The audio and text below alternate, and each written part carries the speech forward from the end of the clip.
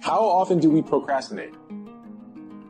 How often do we say stuff like, yeah, I really should do that. I don't know. I guess I'm just lazy. We have a problem with too many choices, too many options, and not following through on any of them. Well, let me ask you a question. How many diets does it take to get down to where you'd like to be at? Just one. The one you stick with. How many times you have to reorganize your office, your desk, your approach to your business, your profession, before you begin to see some of the results you'd like to see? Just one. The one you commit to and stick with. You know, the difference when I tell you I'm going to do something, I'm going to do it. You don't start things and not finish. You don't quit. There's nothing that comes out of quitting besides knowing that you didn't finish. We finish everything. You start it, finish it. When I pick it up and say I'm going to start it, I got to finish it. It all don't work. It all ain't the best. It all ain't knocked out the park. But I walk away saying I finished it. I did it. I don't ever feel like I'm losing because I won't give up. And if you don't win, you're upset and you go back and win. So when it's all said and done and I look back, I can go, I gave it 100% and look at how good I got. Look at what I'm a product of. Don't try. Do. Forget about trying. Forget about making an attempt. Forget about testing it out. Although you may not end up in the profession or in the area that you're starting out, you don't want to go halfway. You don't want to just dip your toe in. You want to jump in hard. Do not try. Do. Go hard. It requires a tremendous amount of courage to say, I'm going to give this thing a chance. I'm going to give it my all. And if it doesn't work out, that's okay. But I know that I tried my best. Where are the warriors that say, I'm going to make a decision and I'm keeping it? Go deep into all these things that you love, 100%. Devote yourself to something bigger. Be decisive about what you're going to do. Say, I'm going to do it, and that's it. And then be disciplined about getting it done every single day, whether you like it or not. Keep the faith. Keep it. I'm going to stay in the race. I'm going to keep the faith. You ain't going to make me mad enough to get out the race. No. I'm not going to get tired enough to get out the race. He's done so much for me. How do you keep the faith? How do you keep your head above water? How do you march against the tide? How do you stand up when everybody around you seems to be falling down? How do you keep firm and solid footing when everything underneath you seems to be slipping away? How do you keep the faith? Number one, you got to be a fighter. Faith into action equals manifestation. Nothing is done without willpower. I want you to think about your major goal. And I want you to have a big goal. Why is that important? Because in order to do something you've never done, you've got to become someone you've never been. You have greatness in you. If you don't have the money, and if you don't have the contacts, if you don't have the relationship, none of those things matter. If you have a golden dream, if you have the willpower to go after it, you can never lose faith. That's the key. You have to believe in something that you can't see. You have to believe when you don't see no way how. Faith is the belief in things that you cannot see. You have to buckle down and keep believing. If God told you you were going to be rich in August of 2021, do you know how crazy you would talk to people from now until then? Because you know on August of 21, I'm going to be rich. But he don't tell you when the package is going to arrive. So here's the deal. He wants you to stay in faith to receive the package. Because he only delivers to Faith Street. If you step off over here to I don't see how Boulevard, he don't ship it. He does not ship it. He only sends the boxes to Faith Street. Once you believe you deserve something, then you've at least opened the door to walk into the room of success. But prior to believing you deserve it, you can do all the work, all the calls, all the mechanics that the other people do. But if you don't believe you deserve it, you're never going to even walk into the room and sit at the table to have a chance to get your piece. The chair at the table, the space at the table is only reserved for those who believe they deserve to be sitting there. Hard work matters. Why does hard work matter? Hard work matters strategic because if you make more phone calls, you do the old adage, right? Show up earlier than everybody else, leave later. But there's something more deep about that. Yes, making more phone calls, seeing more people, being more active, being busier, putting in more hours into something always gives you a strategic chance. But something powerful happens when you do things other people aren't willing to do. You begin to believe you deserve to have things other people won't have. And that's what gets you a seat at the table of success. Wisdom uninvested in labor is wasted. Even the highest of attitudes is faith. Faith uninvested is wasted, produces nothing. The name of the game is to put faith and philosophy into activity so that it starts making progress, turning nothing into something. How do you do that? Here's how you start. There's 3 steps to it. Number 1, imagination. Now, imagination is not tangible, but it is almost real. Almost real. It's not real, but it's almost real. But it's hard to say that imagination is nothing. Imagination is not tangible yet, but it is the beginning of turning nothing into something. And so, as a result of developing the faith, I expand my vision of doing things beyond my comfort zone. So expand your vision. There are more millionaires have been created last year than any other time in history. It's easier now to create wealth than ever before in our economy. And so having a service-driven life, looking at the things that you want to do, and having collaborative, achievement-driven, supported relationships, learning every day that you have breath, you have an opportunity to serve. You have an opportunity to make a difference. A man without a dream or vision should perish. It's what God puts in your imagination for you to have. Everything God wants you to have, He puts it in your imagination. Albert Einstein said imagination is everything. It's the preview to life's coming attraction. It all happens at an appointed time, but you have to stay in faith for the appointed time to happen for you. I've been wanting to be on TV since I was 10 years old. You know how old I was before I got on TV? 38. 28 years after I wrote it on the paper. I won't be on TV. It took me 28 years to get on TV. But it happened at an appointed time. I just never gave up in faith. I kept going because I didn't know how to quit. Because I know if I quit, it cannot happen. But if you stay with it, you have no idea what can happen for you.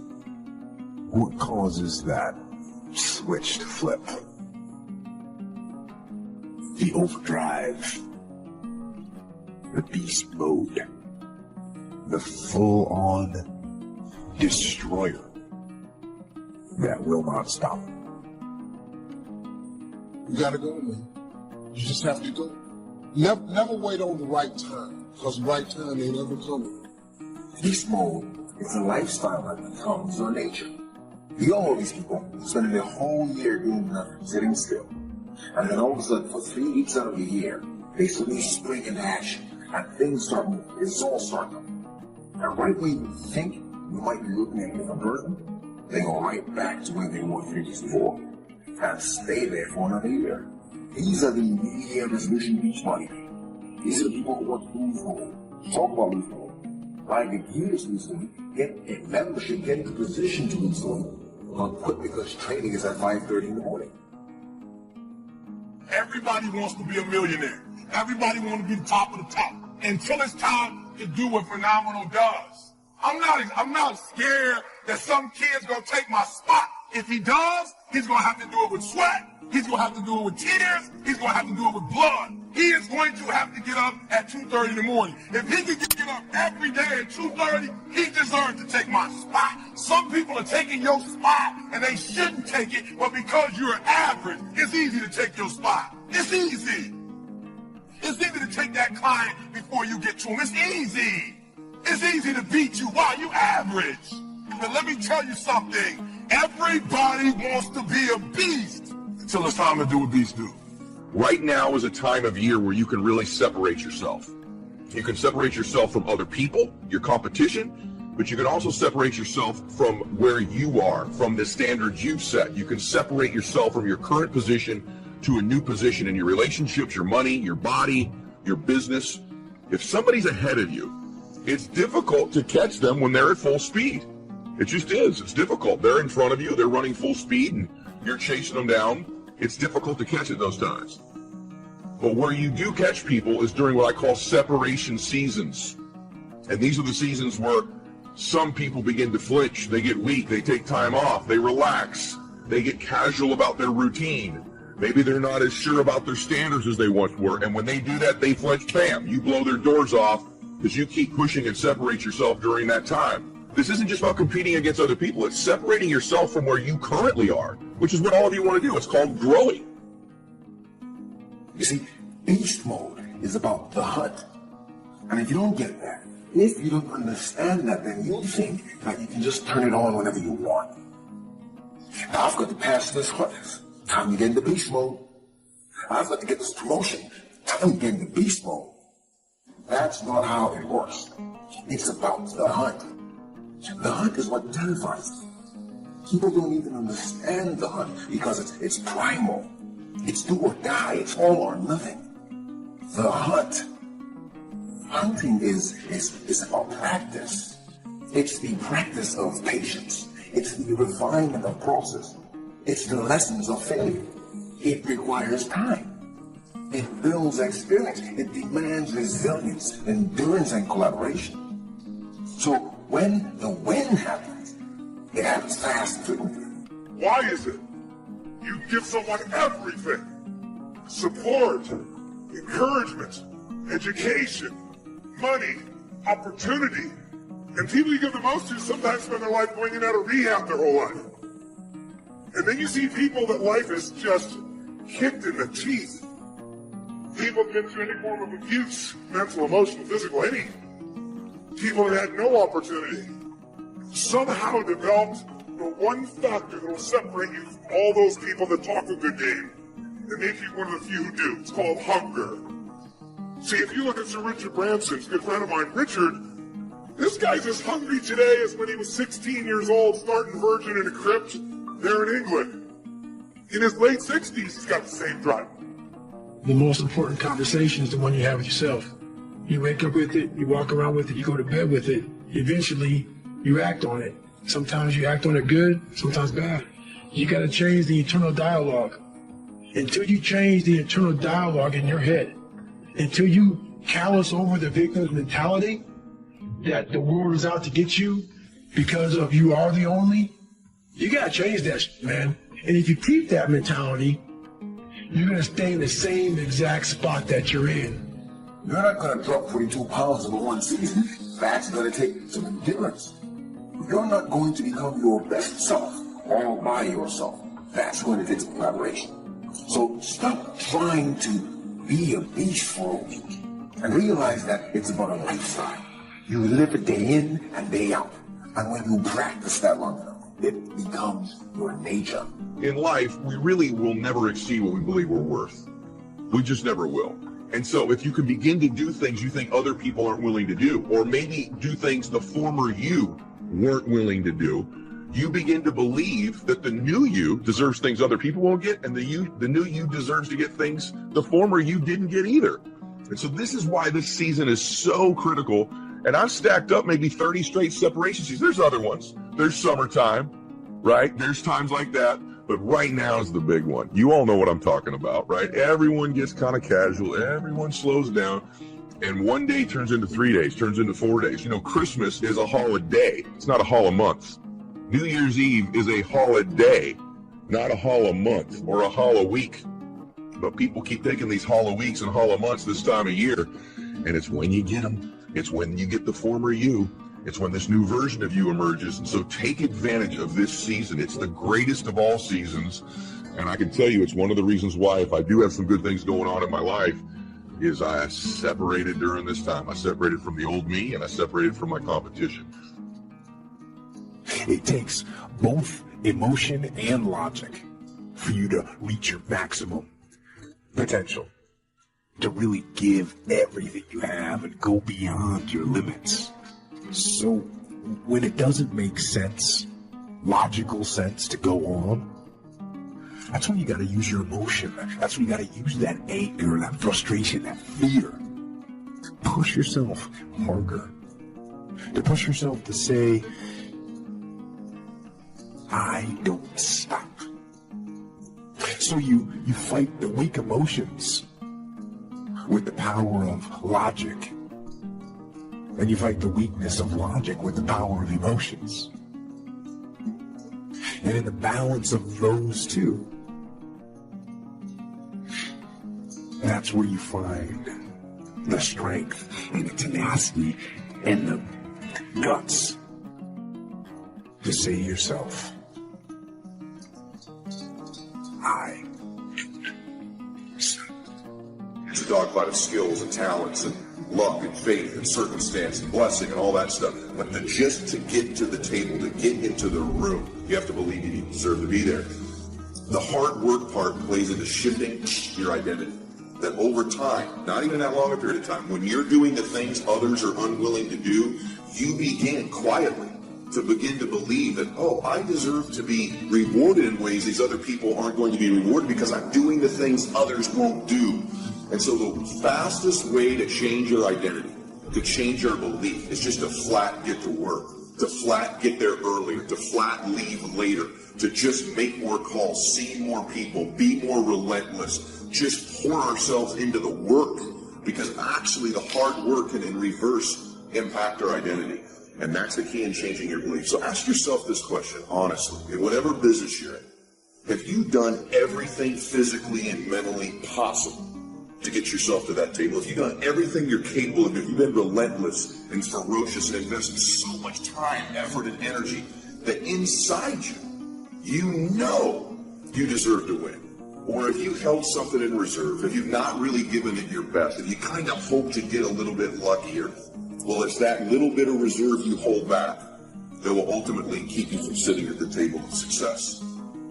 How do we start to strengthen our belief in that what we imagine is possible to turn it into reality? And there's 2-3 ways. One is to believe your own testimony. If you've done it before, why couldn't you do it again? If you've done it once, couldn't you do it the second time? Why not believe in your own testimony? I was rich by age 31 and broke by age 33. You know, I lost the money, but I didn't lose the skills. And that's what's important about personal development. You can lose the money, but not the skills, so who cares about the money? Unless it's getting late, right? And you're like 90, and, you know, it's a little difficult to go back to the streets, but hey, once you've got the skills, you own the skills. So we start with imagination, which is almost real. I mean, it's not real yet. It's not tangible yet, but it's almost real. Now we move to faith to believe that what we imagine is possible. So we study our own testimony. If we've done it before, we can do it again. Here's what else we study. Other testimonials of somebody who did it. Somebody that built a hotel said, yes, I started with some plans, finally believed it was possible, and here it is. Say, well, if it's possible for one, it's possible for another. In fact, sometimes when we hear the testimonial, here's how they finished. If I can do it, how they finished, you can do it. See, that's a classic testimonial that gives us now.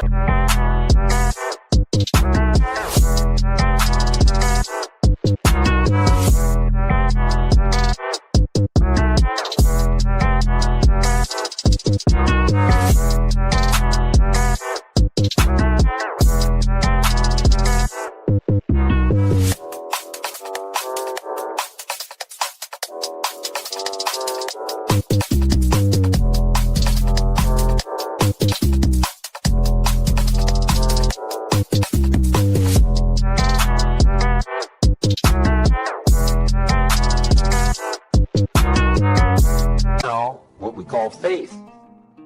Faith is generated by what we hear, the vocabulary of what we hear, the vocabulary of what we read. That generates faith, to believe that it's possible. Now, faith is not reality. You can't say faith is nothing because it affects.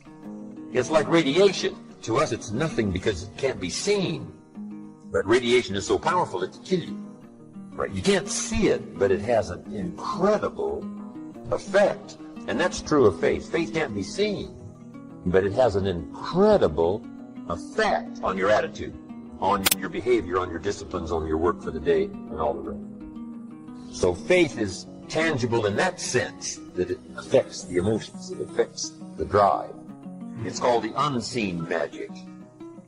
But now here's what we do with faith and imagination. We deposit it in disciplines and activity.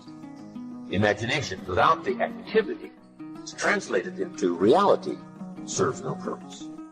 But wisdom and faith deposited in activity creates reality. The reality of a career, the reality of a hotel that wasn't there. You must understand that life has a way of taking you through perilous times, transitions, traumas, adversities, crisis, good days and bad days. I don't care how clean you live, how righteous you are, you're going to have trouble sometime. Life has a way of being its own schoolmaster. And over a period of years, without any college classes, courses, books, or tapes, life will teach you something. You so learn that life has its own pattern and it has its own rhythm. If you are a connoisseur of life, you observe all things. You learn from all people. You learn from all life's events. And after a while, you start drawing conclusions. When you start drawing conclusions, you draw them not for the benefit of judging other people, but you draw conclusions in the hopes that you might begin to understand what life is all about. Because after you lived a long time, you wise up a little bit. Just by virtue of staying here on the planet, of surviving good days and bad days, of seeing the sequence of life. The world is not like the movies. The movies aren't real. They don't exist. But you do. And this life is better than any movie there is. Go out into the world and actually feel it. Go feel joy and love and triumph and rapture and ecstasy and glory. Go feel those things. And you know, with those feelings, there will be other feelings as well. Sorrow, and pain, and sadness, and desolation, and suffering. There'll be all those feelings too, but you know what? Take both sides. Feel all that. That's what life is. Those feelings, those emotions, those highs and those lows. Those are life. If you really want to be transformed, you have to live in intention. This is so simple, I don't want you to miss it. Most people don't lead their life. They accept their life. And when you accept your life, you are living on things that are not worthy of your And you heard me say in a moment, everything worthwhile is uphill. The reason I want you to understand that is, to go uphill, you have to be intentional. Nobody ever went uphill by accident. You've never read a book on accidental achievements. You have to be intentional with what you do, with who you are. And so I would just say to you, find your strengths, become very intentional, and commit your life every day to it's all uphill. See, the great mistake we make is we think, I'm going to go out and make enough money, and there's a day when I can relax and I can rest, and everything's going to be easy. Can I tell you something? The day that you have that day, one of your children, gets in an accident. Problems will never, ever leave you. Issues, obstacles, difficulties, they're always going to surround you. So you never get to that place where you've got it made. You're not supposed to got it made. You're supposed to add value to people, and it's all uphill. So the moment I understand that, then what happens is I commit myself to it, and then it becomes a beautiful uphill climbing life. Because one thing that's beautiful about going uphill is the scenery. See, if you wake up every day and you say you're not a morning person, you're doing serious disservice to yourself. Because Your attitude determines your altitude. A lot of your mornings start off bad because you've taken claim that you're not a morning person. Why would you not be a morning person when the whole goal is...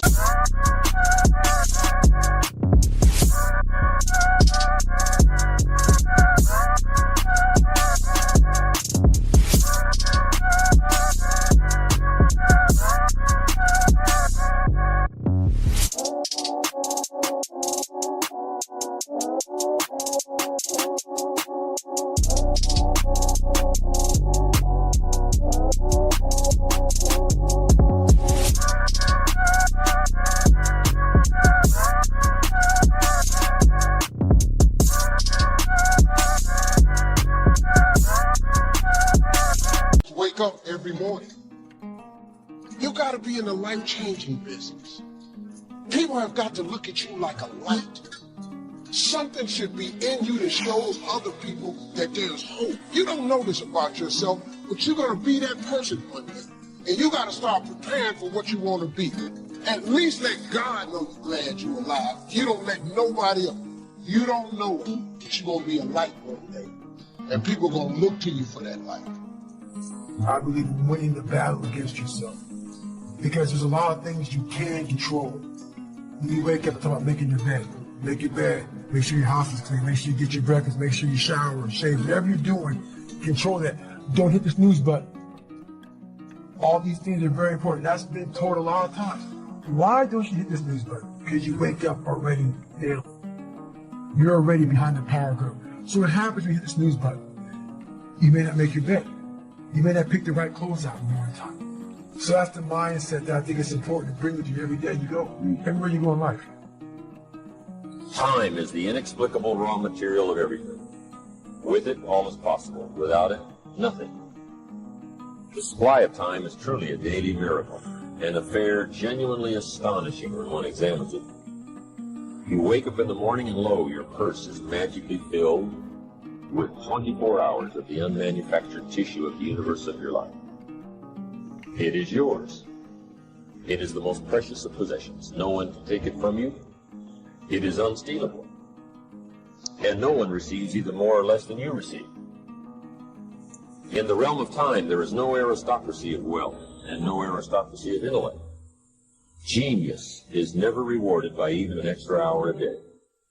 And there is no punishment.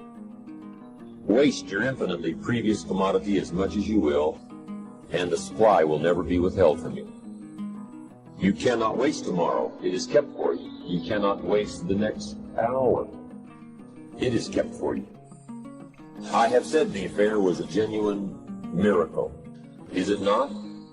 You have to live on this 24 hours of daily time.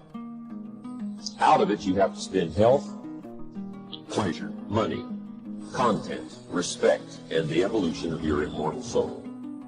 Its right use, its most effective use, is a matter of the highest urgency and of the most thrilling actuality. All depends on that. Your happiness, the elusive prize that you are all clutching for, my friends, depends on that.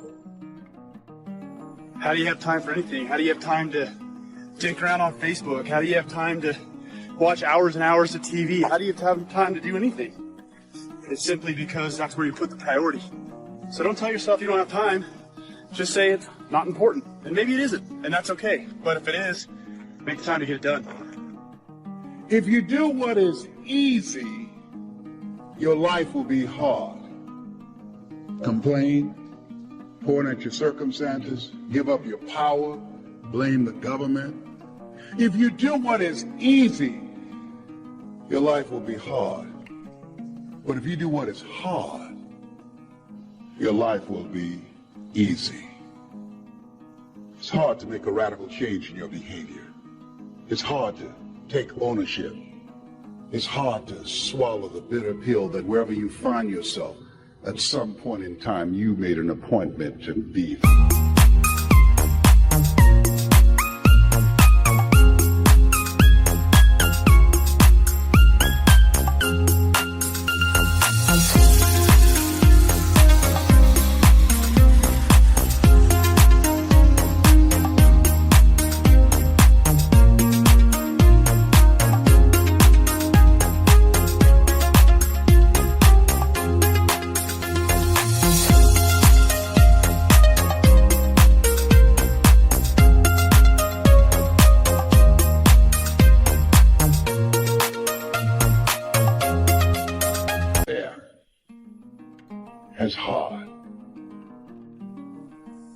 how you had a job interview for a job? We've had several of them in our lives.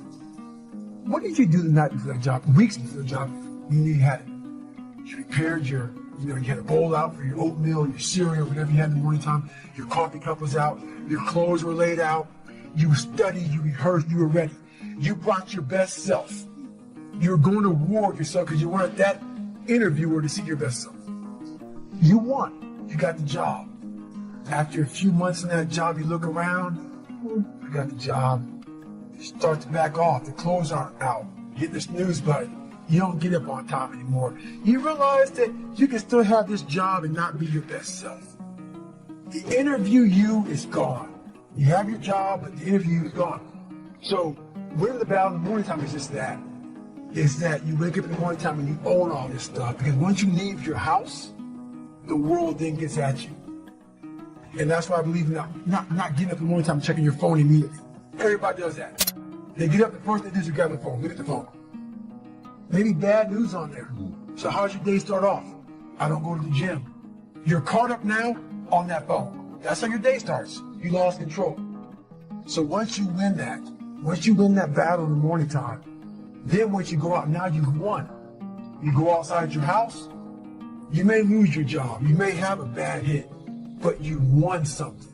So you're going into battle having already won something. Having already won. So then, if you hit the snooze button, you go out, you're just defeated already. You're behind the power curve. Now you've won something. You feel better about yourself. So now you're able to take these hits along the way. Well, we all know sleep is really good for you.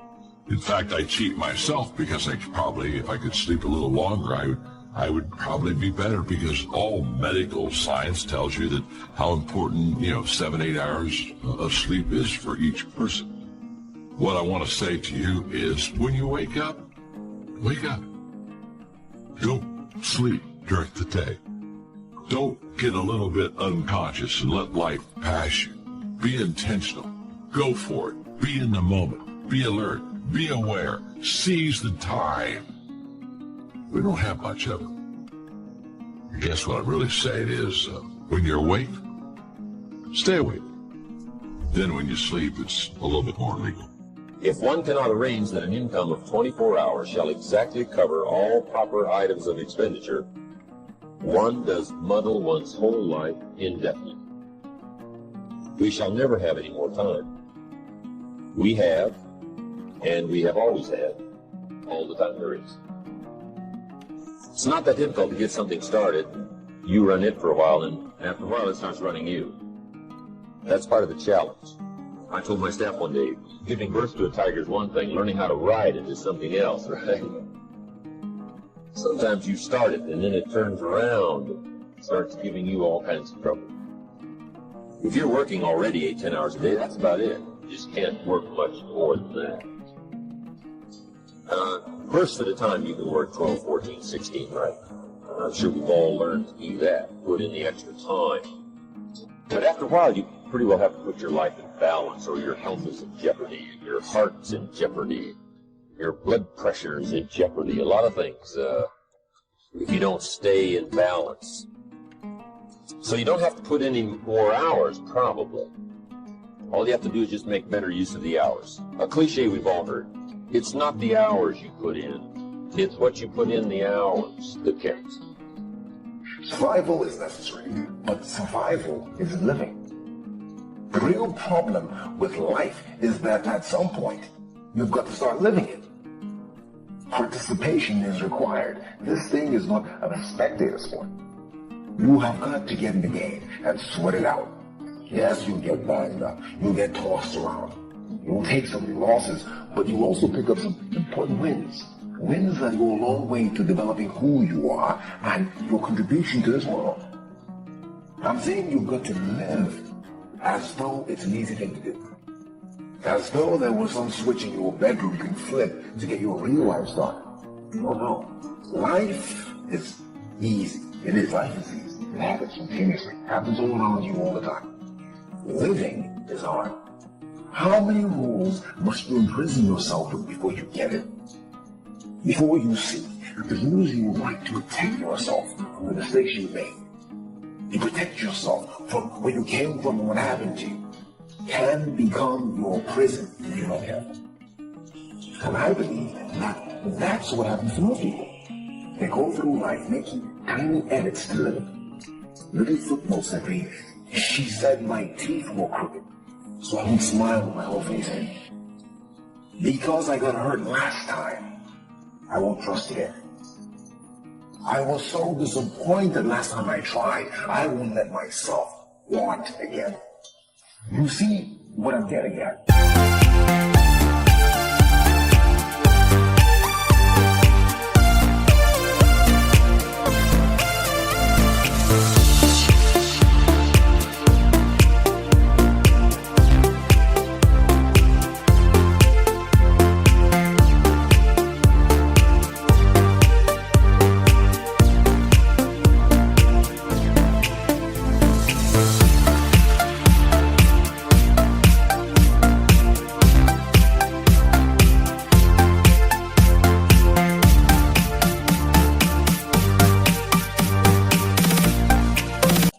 These rules start early, and sometimes they're forced on you. So I know living is hard. Being stuck in anger, that's a rule for how you should respond to a particular situation. Being ravaged by anxiety, that's a rule for how you should react to uncertainty. Indecisiveness, procrastination, these are rules for how you should react to opportunity. Rules, rules, rules, they're everywhere. Damn the rules and ask yourself, am I living? So make your own comic book. Make your life your own movie. Actually make it better than a movie. Not better because it's more adventurous or more romantic or more melodramatic. Make it better because it's real. So go out there, move toward the light, live. It's real, so it is better. And you know what? Real comes with some downsides. Real comes with some darkness.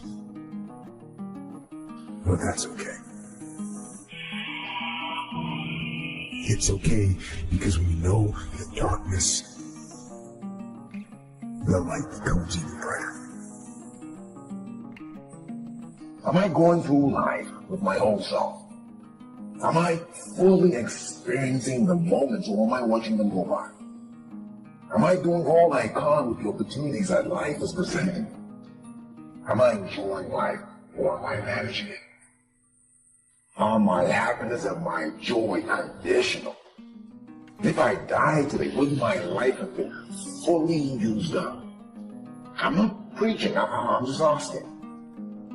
Living isn't just about the adventures and the exciting things you do, the things you post on Instagram. Living is about the hard places. It's also about the dark places. Living is about where it hurts, going to those places. It's about processing pain, changing attitudes. It's about lifting those blocks, obstructing your path to experience wholeness. If you feel this, if your heart is starting to race, if your mind is starting to churn, that's you. That's you saying, yes, I want to live again. I want to start living again. Don't tell me about change. I know about change. I want to know specifically, what are you going to do? Who are you going to heal? What are you going to let go of? When do you admit that you have a problem? When do you conclude that maybe it's you? When do you allow yourself to love and love me? What I do know is that this is the only life I remember. This is the only life I have, and I intend to use it up. I'm going to experience fully what there is. That means the victories and the losses. That means the laughter and the tears, the good, the bad, and the ugly. Let's start living again. I've resolved in my spirit, in my heart, that every experience is my education. So the good experiences and the bad experiences, I'm going to learn from that, and I'm going to discover the opportunity for me to grow and for me to get better. You have to make a decision that I will learn from this thing.